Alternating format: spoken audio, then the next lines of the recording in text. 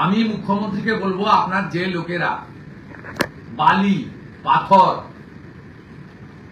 মোরাম, boulder clay, কাঠ চুরি করলো, নদীগুলোর গতিপথ বদলে দিয়েছে। এই জলপাইগুড়ির যে জেলা প্রেসিডেন্ট কি গোপ, তার ভাই সব নদীকে চেঞ্জ করে দিয়েছে।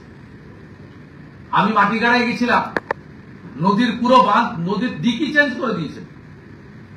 আপনি তিস্তা তোর সাথে কাঠ ভেসে যেতে দেখুন, কোন বন্যপ্রাণীর অস্তিত্ব রাখেনি। মুখ্যমন্ত্রীকে বলবো, একদম মিরিক বিজনবাড়ি থেকে শুরু করে কোচবিহারের ঘোকসাডাঙ্গা পর্যন্ত যতজন হোমলেস হয়েছে, ওখানে তাদের রিইনস্টেট মানে পুনর্বাসন দেওয়া যাবে না। প্রত্যেককে নতুন করে মিনিমাম 5 ডিসমিল অথবা 2 কাঠা করে জমি অ্যালট করুন এবং 5 লক্ষ টাকা করে বাড়ি করার জন্য দিন। আপনার ওই ঢপের চপ 1,20,000 টাকায় কারো বাড়ি হয় না।